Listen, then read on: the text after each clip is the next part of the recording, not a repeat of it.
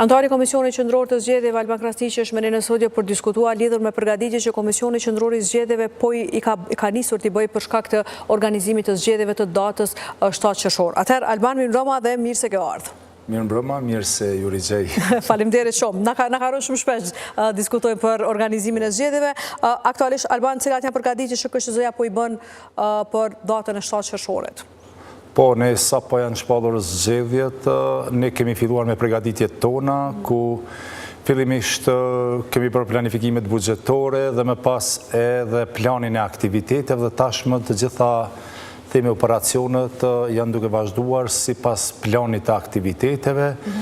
dhe tashmë jemi në përfundim të përgatitjeve themi të funksionalizimit të platformës e cila shërben për 2 procese SPAKU, për procesin e regjistrimit votuesve jashtë vendit, por gjithashtu edhe për pjesën që ka të bëjë me certifikimin e partive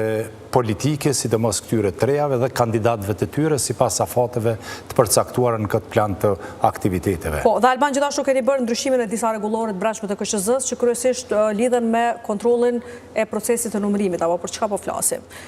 Po ne në planin e tonë të punës, i cili ka qenë paraport që të zbatohet këtë vit, fatkeqësisht ajo gjë nuk u mundsua për shkak të ndodhive, pra zhvillimeve të reja që kishin bënin me shpalljen e zgjedhjeve të jashtëzakonshme. Mirë po ne u kujdesëm që SPAKU disa prej pikave që kanë qenë kruciale, që kanë qenë edhe diskutabile gjatë proceseve të kaluara, ti trajtojmë, kanë pasur të bëjnë me votimin me asistencë, disa qartësime të nevojshme që i kemi përfshirë në rregullore. Po kritere më të larta kjo të shyshe asistencë, sepse një që kemi diskutuar të kaluar. Kanë qenë vetëm qartësime të disa prej kritereve, themi që s'kanë të bëjnë me procesin domosdoshmë të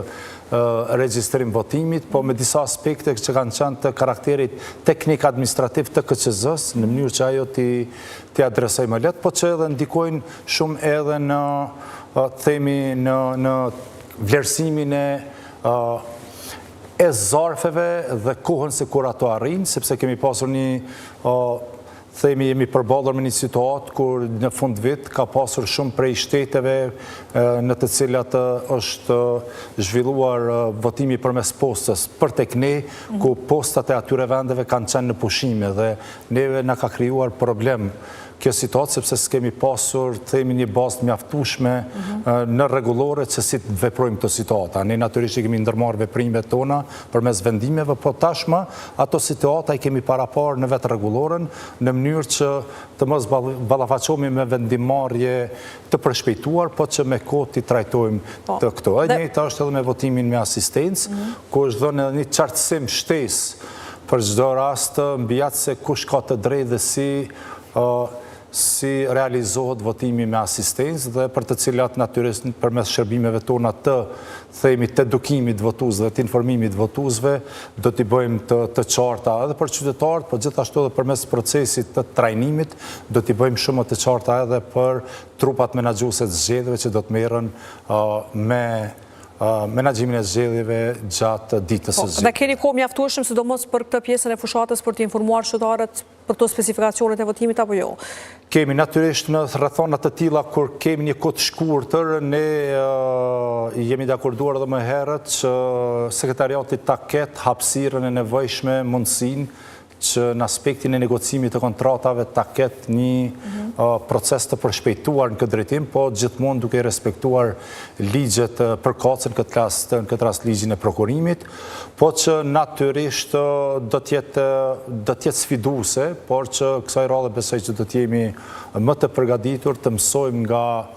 themi dobësitë e herave të kaluara dhe në mënyrë që ato t'i përkthejmë pastaj në veprime, po natyrisht mbetet një faktor më rëndësi këtu dhe media e cila përmes informimit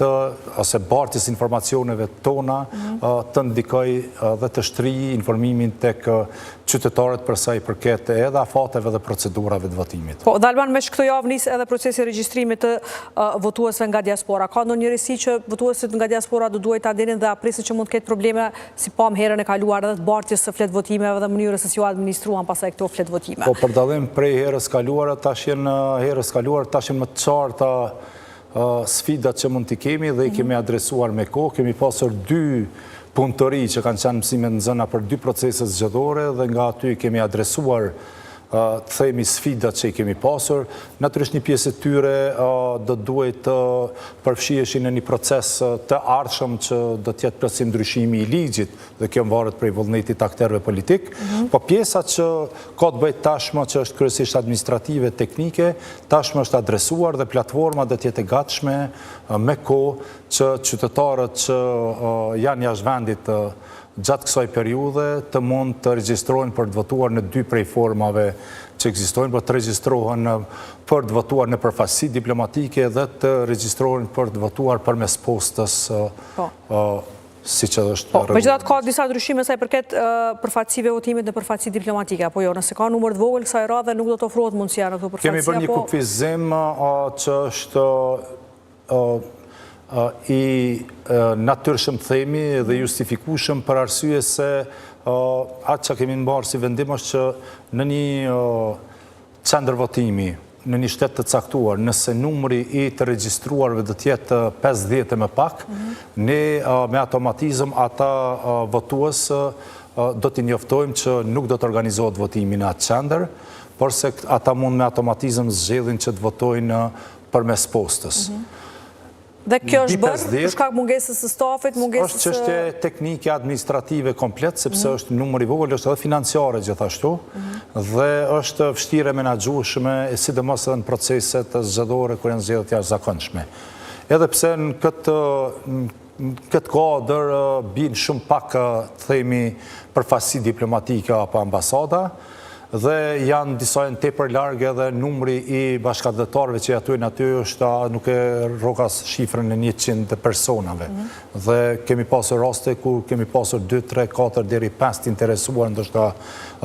për të votuar në përfaqësi diplomatike, por që anën tjetër nuk kemi pasur staf të mjaftueshëm aty, ka mund të jetë 1 apo 2 persona si staf që kanë qenë nga përfaqësia diplomatike dhe ka qenë një kosto të madhe që ne të dërgojmë staf përmes Ministrisë Punëve të Jashtme atje nga Ministria në këtë rast që të organizojmë votimin apo dhe bartjen e pakove të nevojshme përfshi dhe kutinë e votimit dhe gjitha këto aspekte që në aspektin që futen në sferën e organizimit kanë kriju sfida të cilat kanë mund, si me thonë, pastaj të kenë pasoja në qendra tjera ku ne do duhet të organizonin. Kështu që kemi vendosur një limit që besoj që është i justifikueshëm dhe tashmë aty ku do të kemi mbi 50 të regjistruar për të votuar në përfaqësi diplomatike, KQZ-ja është e obliguar që aty të organizoj votimin në përfaqësi. A kemi dhëna në sa përfaqësi do të kufizohet ky numër për shkak të këtyre apo ende është herët flitet për? Është herët flitet sepse duhet të kaloj procesi i regjistrimit dhe pas përfundimit procesit të regjistrimit me automatizëm do të dihet se cilat nga këto përfaqësi dhe në cilat shtete nuk mund të organizohet votimi, po që numri i tyre do të jetë, themi, përveç se ndoshta i vogël edhe në shtete ku e dim që nuk ka bashkëdhetar tonë që jetojnë dhe veprojnë aty, përveç stafeve diplomatike që mund t'i kemi, apo dhe ndonjë studenti, apo edhe biznesmeni kështu me radhë, që ndodhen në atë periudhë kohore në ato vende përkohëse. Dhe Albania një tjetër sfidë po besoj kësaj radhe për KQZ-n do të jetë angazhimi i stafit, komisionarëve në veçanti, po dhe i vëzhguese nga partive politike pas atyre problemeve dhe qindra komisionarëve të arrestuar në zgjedhjet e 28 dhjetorit. Që do të adresoj KQZ-ja këtë problema? Keni diskutuar? Kemi diskutuar disa herë dhe është diskutim vazhdim dhe i munduar që t'i gjejmë zgjidhjet më të mira në këtë drejtim. Ne e dim që në bazë të ligjit, por dhe të akteve tona nënligjore, rregullore, zgjedhore, i kemi përcaktuar qartë kriteret dhe procedurat se si bëhet aplikimi dhe më pas edhe miratimi gjitha këtyre trupave menaxhuese të zgjedhjeve, përfshirë edhe numëruesit nga trasti që kishim, po anën tjetër jemi të vetëdijshëm për faktin që një pjesë e tyre që ishin zënë duke manipuluar me gjatë procesit të numërimit të votat me kandidatët, prokuroria ka filluar hetimet, disa prej tyre ishin arrestuar më pas u patën liruar, po që kanë filluar të ngriten edhe akta akuzat e para në këtë drejtim. Ne jemi në komunikim organet e drejtësisë në mënyrë që t'i marrim informacionet e plota para se të ndërmarrim çfarë do veprimi, po që të sigurohemi që ta ruajmë integritetin e procesit zgjedhor, pra që ata që mund të konsiderohen që janë ende në nënhetime dhe ka provat mjaftueshme, themi të siguruar nga prokuroria që do të ngriten akt akuzat, të marrim si informacione dhe të marrim veprime dhe vendime. Pra, kështu mund të themi që do të kujdeset që komisionarët që janë në nënhetime ose me akt akuza nuk mund të jenë pjesë e këtij procesi zgjedhor? Ne duhet të ndonjëse se në aspektin ligjor ekziston një zbrastirë në këtë drejtim, po ne mbi gjitha duhet të jemi në nivel të detyrës në atë mënyrë që të ndërmarrim veprimet e tona, që të sigurohemi që mos na cenohet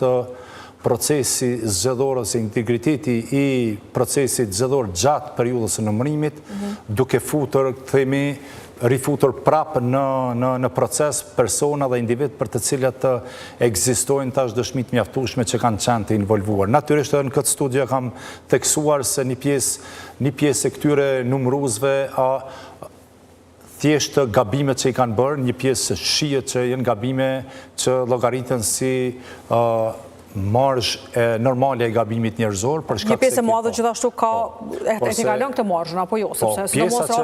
e kalon marzhën, komuna Prizrenit është një rast i veçantë këtë rast, edhe ne do duhet të ndërmarrim veprime, kemi diskutuar edhe me kolegët këtyre ditëve, dhe rasti edhe i Prizrenit, edhe rastet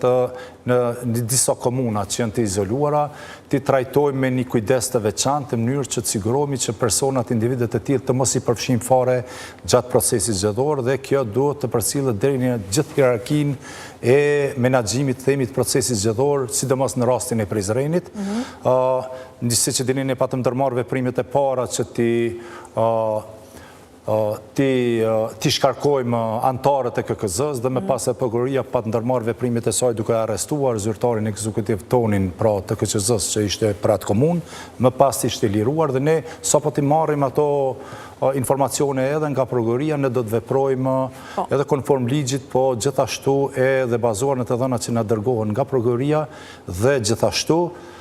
bazuar në një fakt të thjeshtë që ne të mos e cenojmë me vedije procesin zgjedhor. Megjithatë përmendet që ka një problem, ka zbrastie ligjore. Për çfarë zbrastie ligjore? Nuk kërkohet zbrastira ligjore në kupton që një person për mos të marrë pjesë në këshillat e vendvotimit duhet që mos të jetë i dënuar. Dhe ne natyrisht në fazën kur po flasim, të njëjtit nuk janë të dënuar, po janë në proces. Po ne nuk mund të rrezikojmë deri në atë mas sa ti marrim të njëjtit, sepse në fund të fundit ne duhet të sigurohemi që integriteti i procesit të ruhet. Pra është një mas parandaluese që duhet ta ndërmarrim. Natyrisht nuk do të jetë lehtë, andaj nga këtu ne shfrytëzoj edhe rastin që a do të bëjnë ndryshimet rregulloreve, ndryshimet ligjit në këtë periudhë? Partive politike që ata komisioner si numërues që kanë qenë për ato qendra komunale të numërimit, për të cilat tashmë ekzistojnë faktet mjaftueshme që kanë qenë të involvuar në një mënyrë apo tjetër në manipulimin e procesit zgjedhor gjatë numërimit, të mos i sjellin fare në mënyrë që të na lehtësojnë edhe neve punën gjatë procesit të shqyrtimit dhe miratimit të tyre apo emërimit të tyre në këto struktura. Megjithatë ka pasur një numër të madh komisionarëve, do të ketë KQZ-ja problem të gjejë tani komisionar 3, për shembull, sidomos në rastin e Prizrenit diku mbi 100 duket ishin të arrestuar, apo jo? A do të keni vështirësi në sigurimin e komisionarëve dhe zyrtarëve tjerë? Kjo vështirësi do t'ju kaloj fillimisht partive politike, pra subjekteve politike që i kanë rekomanduar themi apo nominuar ata, dhe natyrisht kjo do të përbëj sfidë, po që mendoj që të gjithë ata qytetarë që dëshirojnë që të marrin pjesë në një proces i cili ka të bëjë me numërimin, organizimin e procesit zgjedhor, ruajtjen e vullnetit të qytetarëve dhe numërimin e këtij vullneti, ta marrin një detyrë të shenjtë, detyrë edhe qytetare përveç se politike apo partijake, në mënyrë që bashkarisht pastaj të kontribojmë në procesin edhe të votimit edhe të numërimit të votave. Në këtë drejtim ne kemi marrë edhe një masë të themi shtesë në këtë rast pozitive, duke parë themi nivelin standardin e jetesës, ne në vazhdimësi kemi peshuar nga themi pagesën e tyre kundrejt këtyre standarde, dhe në këtë rast edhe ne kemi rritur për 10 euro se cilin prej funksioneve që ka të bëj me këshillat e vendvotimit dhe me vetë numëruesit Megjithatë, përgjegjësia është shumë e madhe se sa pagesa, mund të themi, marrë parasysh mund kryen vepër penale. Pagesa është për të mbuluar, themi, kontributin e tyre dhe shpenzimit e tyre për këtë proces, por që ky proces për nga rëndësia nuk ka mjete që do të mund të vlerësoj se ka zvlen ose a zvlen. Aktualisht, KQZ ka marrë vendim për ndarjen e buxhetit për të bërë kërkesën buxhetore prej 10.887.000 eurove, ku dikon 6.500.000 të mos gaboj, apo rreth 60% e këtij buxheti tërësishëm është i parapam për mbulimin e shpenzime, po për paga dhe pagesat të tjera që kanë të bëjnë me trupat zgjedhore që do t'i menaxhuese zgjedhore që do të përfshihen gjatë këtij procesi. Po, megjithatë sa i përket vëzhguesve të partive politike ka një ndryshim apo jo brenda KQZ-s, sepse për ta do të mund ka ndryshime rregullores që do të kërkohet tani nëse do të jenë nëse janë në hetime kur përfshihen në këtë proces. Po, në raste të caktuara ne kemi pasur problem me vëzhgues, përfshi edhe Prizrenin këtë rast kur njerëz me precedente penale subjektet politike të caktuara i kanë sjellur në si vëzhgues. Prap apeloj të subjektet politike që njerëzit me precedente penale të mos i sjellin si vëzhgues, sepse ata pastaj po bëhen faktor në prishjen e rendit dhe qetësisë apo edhe në vetë procesin ndoshta të manipulimit procesit zgjedhor. Dhe kjo vlen jo vetëm në qendrat e votimit apo në qendrën e numërimit, por edhe në vetë në QNR, kur bëhet numërimi i votave apo rinumërimet që ndodhin si herën e fundit, të sjellin vëzhgues të cilët vërtet janë të interesuar që ta vëzhgojnë atë proces, ta monitorojnë dhe ta përmirësojnë aty ku shihet që nuk janë duke respektuar themi procedurat dhe rregullat. Po kurse si vëzhgues të cilët shfaqin sjellje që janë problematike dhe kontribuojnë më shumë edhe në carim, po edhe në degradimin apo cenimin e integritetit të zgjedhjeve. Pra, kjo do të jetë një kontribut në këtë drejtim. Ne natyrisht që do të bashkëpunojmë me organet përkatëse të cilat i kanë të drejtësisë në këtë rast, të cilat i kanë të databazën apo bazën e dhënave përmes të cilave ne i marrim ato. Kjo është pra një masë domosdoshme për të parandaluar çfarë do themi tendence për ta prish procesin zgjedhor nga individ të caktuar. Po, dhe Alban, është vetëm kjo masa e nevojshme që KQZ-ja të ofrojë një proces dhe mos shohim atë manipulimin e votave që e pam brenda subjekteve politike për kandidat që e pam zgjedhjet e 28 dhjetorit, a ka masa tjera me cilat KQZ-ja rrit transparencën edhe e tregon një farë lloj kontrolli sa i përket mungesës edhe çështjes së manipulimit votave brenda kandidatëve. Për të qenë qartë në këtë drejtim janë dy dukuri që kanë ndodhur gjatë procesit të numërimit. Një dukuri ka pasur të bërë me tendencën për manipulim, dhe një dukuri tjetër që ka pasur të bëj komplet me një nivel të gabimeve njerëzore, të cilat janë shfaqur gjatë procesit të numërimit, për shkak se i kemi 10 kandidat, vota preferenciale deri në 10 kandidat, proces i lodhshëm i numërimit, dhe në edhe në këtë aspekt i kemi bërë disa ndryshime përmirësime teknike, pra që ekipet e numërimit tash do të kenë mundësi që gjithë antarët të jenë të kyçur 4 antarët, që janë maksimumi i antarëve që mund të jenë në një proces të numërimit në qendër komunale të numërimit, ta përcjellin në vazhdimsi procesin e numërimit përmes 2 monitorëve, ka qenë më parë vetëm një monitor dhe do ta vendosim në një monitor, në mënyrë që gjithë të jenë të vëmendshëm dhe ta kenë mundësinë e themi kontrollit dhe verifikimit të votave gjatë procesit numërimit, në mënyrë që edhe kur shfaqen gabimet njerëzore, ato të mund t'i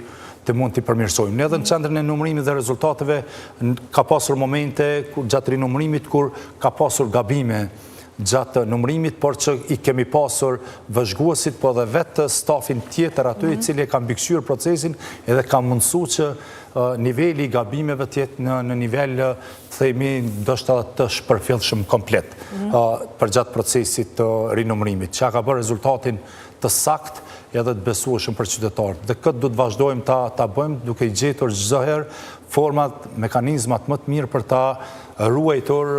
dhe të siguruar edhe saktësinë dhe kualitetin gjatë procesit. Po të njëjtën kohë këtë KQZ nuk mund ta bëjë vetme, pa një rol mbështetës themi edhe prej subjekteve politike përmes të deleguarve të tyre,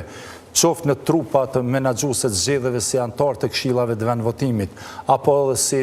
antar në qendrën komunalit numërimit, apo dhe si vëzhgues në këtë rast, po gjithashtu edhe media dhe akterë tjerë vëzhgues tjerë të cilët marrin proces. Megjithatë, vazhdon të mbetet sfidë për KQZ-n, sidomos evidentimi këtyre manipulime brenda subjekteve politike mes kandidatëve, marr parasysh që mund të ketë edhe marrëveshje ashtu siç u tha në disa raste nga ana prokurorisë kur ka pasur hetime për këtë raste. Në këtë aspekt është sikur të thuash nëse ti zotor se nuk do të ketë krim dikun jashtë, mirë po për brenda asaj çka është në dorën e KQZ-s dhe në mundësitë e saj, ne i kemi analizuar gjitha detajet dhe gjitha zbrastirat dhe dobësitë dhe i kemi adresuar me veprime konkrete. Andaj janë edhe këto ndryshime dhe unë mendoj që ky proces fare nuk do t'i ngjaj procesit për aspektin e numërimit. E kam fjalën procesit e kaluar. Derisa procesi votimit në tërësinë besoj që ka shkuar jashtëzakonisht mirë me disa përjashtime të cilat gjithashtu i kemi adresuar edhe aty me veprime konkrete parandaluese, pra që mos na rishfaqen më pas në proces dhe të merremi me sanimin e tyre, por që ti parandalojmë që të shfaqen. Po, dhe a do të ketë risi ose ndryshime sa i përket mënyrës së numërimit të votave, do të vazhdojë njëjtë siç ka qenë ashtu herën e kaluar në qendrat komunale të numërimit? Po natyrisht ne plani real ka qenë, pra dhe në planin e punës që kemi pasur për këtë vit, ne kemi pas planifikuar që të merremi në detaje me procesin e skanimit dhe numërimit të flet votimeve, diçka e cila tashmë mbetet është shtyrë për një kohë tjetër, sa po të përfundojnë zgjedhjet, që ta shohim se si do të veprojmë këtë drejtim, dhe do të jetë forma njëjtë, pra e numërimit me dorë, pra me këto ekipet numëruese, ku janë bërë përmirësimet e dukshme edhe në procedurë, edhe në angazhimin e tërë stafit numërues gjatë procesit, në mënyrë që të ketë double check, pra shikim apo verifikim të dy fish të asaj që regjistrohet. Dhe kjo mundson edhe ky monitori po dhe angazhimi i stafit që është brenda asaj tavoline gjatë tërë procesit numërimit. Po, të Alban e pam që kryesuesi i KQZ-s takimin që e pati me ushtruesën e detyrës së presidentes e përmendet që të caktohet data më e largët e zgjedhjeve, që duket e përmendet që do të jetë sfidë. Është sfidë për KQZ-n organizimi ka shumë palë zgjedhjeve brenda këtij një viti e gjysmë që e pam, dhe apo arrini apo ka shumë sfida të cilat nuk po arrin të adresohen që do duhet të adresoheshin për të rritur integritetin e procesit zgjedhor. Më kam qenë edhe në 2011 dhe 2013 në antar i KQZ-s dhe kemi pasur një parim kështu të pashkruar që në secilin takim me secilin president, çdo herë kur ka zgjedhje, çdo herë të kërkohet, sidomos kur ka zgjedhje të jashtëzakonshme, të kërkohet afati maksimal, sidomos kur janë zgjedhje të jashtëzakonshme, sepse janë një numër i madh i aktiviteteve dhe tashmë kemi edhe votimin jashtë vendit, ku afatet edhe ashtu të shkurtra mund të rrezikohen nëse ndodhin në një periudhë më të shkurtër kohore. Andaj zgjatja maksimale e afatit çdo herë, si ai 28 dhjetori që ishte apo tash ky i 7 qershorit, kontribon në një organizim më të mirë të KQZ-s në proceset zgjedhore. Andaj edhe në këtë drejtim unë mendoj që ne do ta bëjmë maksimumin ton, jemi shumë më herët me përgatitje tash se sa kemi qenë me 28 dhjetor dhe kemi kohën e mjaftueshme për të adresuar edhe sfidat që dalin në këtë drejtim. Jemi gjithashtu edhe në bashkëpunim edhe me institucionet relevante për sa i përket edhe gjetjes hapësirave më të mëdha që do të përdoren si qendrë e numërimit apo dhe depo. Jemi gjithashtu edhe me komunat në komunikim të vazhdueshëm në mënyrë që mos të kemi problemet përsëritura në qendrat komunalit numërimit siç e kemi pasur në disa komuna ku kryetarët kanë hezituar të na japin apo që kanë qenë në renovim disa prej sallave të mëdha, palestrave sportive. Ne e dim që gjatë muajit qershor në disa komuna do të jenë edhe disa evenimente sportive dhe ndoshta në disa komuna pak prej tyre do të kemi sfidë në këtë drejtim, por që më rëndësi është që edhe kryetarët e komunave ta kuptojnë që roli tyre në zgjedhje është edhe sipas ligjit realisht, është që KQZ-s të ofrojnë të gjithë infrastrukturën që ata, është obligim ligjor që e kanë, që kryetarët e komunave, komunat të ofrojnë KQZ-s të gjithë infrastrukturën në publike që kanë në funksion, përfshi edhe mjetet tjera, edhe motorike, edhe tjera administrative, në mënyrë që KQZ-ja ta ketë të mundur organizimin e zgjedhjeve kundrejt një infrastrukture që i përgjigjet nevojave të saj. Dhe në këtë rast kemi të bëjmë me qendra votimi që duhet jenë me infrastrukturë të përshtatshme dhe me pjerrina, dhe kemi një problem mbi diku 100 qendra votimi gjatë të zgjedhjeve të kaluara i kemi pasur që nuk i janë përgjigjur standardeve për sa i përket aksesit personave me aftësi të kufizuara në këto qendra. Dhe ato komuna kanë pasur hapësira tjera të cilat nuk janë ofruar Ka pas raste kur kanë pas hapësira, po dhe kur kanë hapësirë kohore të mjaftueshme për t'i adaptuar, themi, pjerrinat për një kohë të përkohshme, në mënyrë që të realizohet e drejta, përmbushët e drejta ligjore e personave me nevojat veçanta për akses në këto hapësira ku votohet. Gjithashtu kemi sfida edhe në kryeqytetin tonë këtu, po jo vetëm, për sa i përket votimit, tyre qendrave të votimit të cilat janë edhe në katet e dyta. Dhe me automatizëm ju pamundsohet këtyre personave aksesi në vend votim dhe detyrohen ndoshta të përdorin alternativa tjera në këtë drejtim. Janë disa sfida të cilat nënkupton që edhe aktorë të tjerë të përfshirën proces, pra institucione tjera të jenë të përgjithshme për detyrat që i kanë, obligimet që dalin prej ligjit në mënyrë që ti mundsojnë KQZ-s kryerjen e obligimit kushtetues dhe ligjor, pra në organizimin dhe mbarvajtjen e zgjedhjeve sipas standarde më të mira. Dhe Alban, krejt në fund, po besoj keni po edhe që antari Komisionit Qendror të Zgjedhjeve raportin e misionit ekspertëve të BE-s të dorëzuar kryeministit Kurti, i cili duke që gjitha ishin në rregull dhe ishin pozitive përveç kësaj kërkesës për depolitizimin e KQZ-s. Për çka ka fjalën BE-ja kur flet për depolitizimin e KQZ-s dhe pse e përmend? Nuk e di, ndoshta mund t'i mirë kuptojnë për aq sa njojnë edhe kontekstin, po me gjasa e kishte të bënte vetëm me faktin e votimit që ndodhi në raport me listën serbe. Brenda Komisionit Qendror të Zgjedhjeve. Po jo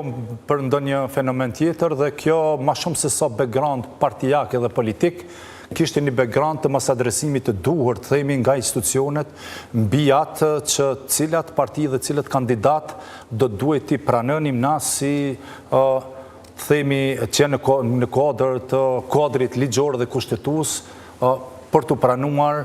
për të qenë pjesë e garës, sepse është ende dhe pa kuptim për neve që ne vazhdojmë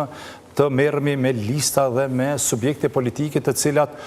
në anën tjetër kanë pas kandidat tyre në sulme terroriste, apo dhe pjesë strukturës tyre, dhe në anën tjetër asë një shenjë nga të themi distancimin nga këto. Për më tepër, në ditën kur u bë publike edhe në Kuvendin e Republikës Kosovës që gjykata mori vendim për dënimet përkatëse ndaj terroristëve që ishin pjesë e sulmit në Banjsk, ishte polista serbe e cila doli jashtë në mënyrë demonstrative. Pra, shihet një lloj të themi simpatie e kësaj liste mbi atë se çka ka bërë Radojqiqi dhe të tjerët. Dhe mungesa këtij distancimi për neve është problematike, sepse nuk mund tolerohet diçka e cila mund të krijojë. Ne sapo diskutuam seriozisht mbi pranimin e së jo të disa antarëve në KVV që kanë bërë disa shkelje dhe me plot drejt diskutuam mbi nevojën që mos t'i pranojmë, po anën tjetër e kemi një subjekt politik i cili pranon financa nga Serbia, i cili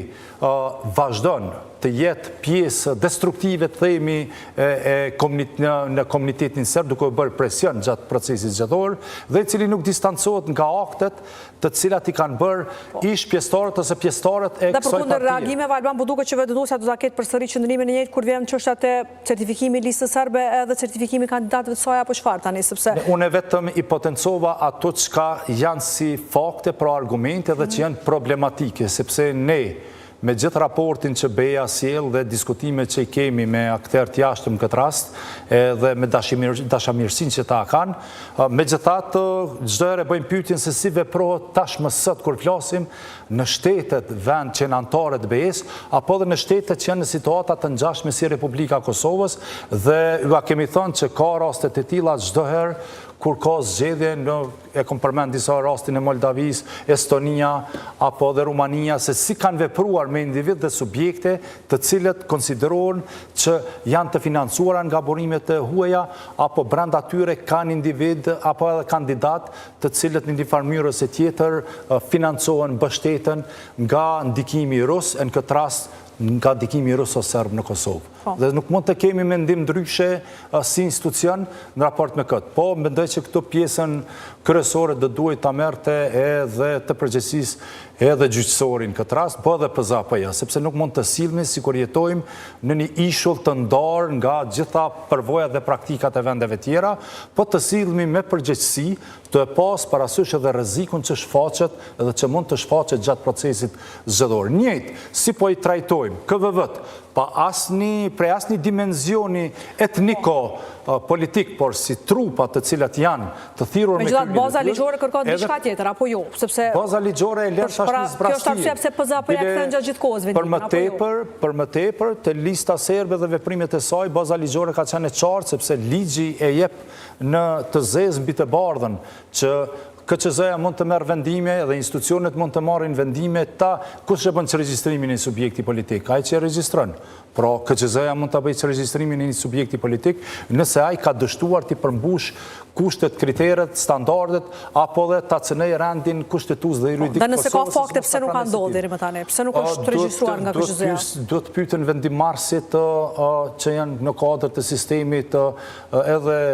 gjyqësor edhe prokurorial. Janë ata, se topi është e ta, nuk është e ne. Ne jemi ballavaçuar me një situatë të tillë për shkak sepse nuk kanë vepruar ata që do duhet vepruar. Pra është momenti i fundit që ato të veprojnë në mënyrë që ne të kemi realisht pjesëmarrës në procesin zgjedhor, të cilët i nënshtrohen rregullave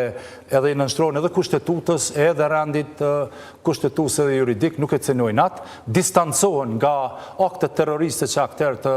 të caktuar dhe i di me emra mbi emra se kush kanë marrë pjesë edhe që Vučići dhe Beogradi ka qënduar pas tyre, dhe për neve është e papranueshme që të njëjtit aktorë takohen me Radojčićin në Beograd dhe vinë pastaj këtu dhe marrin pjesë në zgjedhje. Më falni, domethënë, nëse jemi një terrorist i cili është në kërkim, edhe ka thirrje edhe prej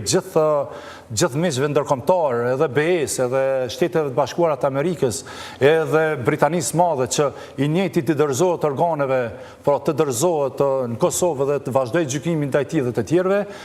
këtu kemi veprime të kundërta që ndodhin nga aktorë politik të cilët bëjnë kontakte dhe takojnë të njëjtin dhe i cili vazhdon në një farë mënyrë ose tjetër ta dirigjojë këtë parti. Pra distancimi duhet të jetë parakushti dhe pastaj edhe veprime tjera në raport me sjelljen e tyre ndaj komunitetit serb është çështjen e vete për të cilën ka mjaftueshëm për të biseduar dhe është biseduar jo vetëm nga on, po sidomos nga ata që janë më përgjegjës, që janë aktorë të sferës së sigurisë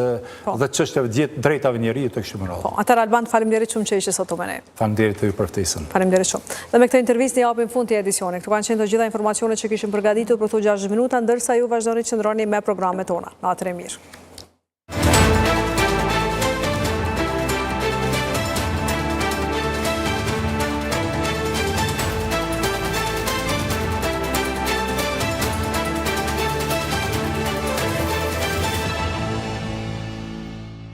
Shikues të nderuar, për më shumë video si kjo, regjistroni në kanalin e Koa Vizionit në YouTube.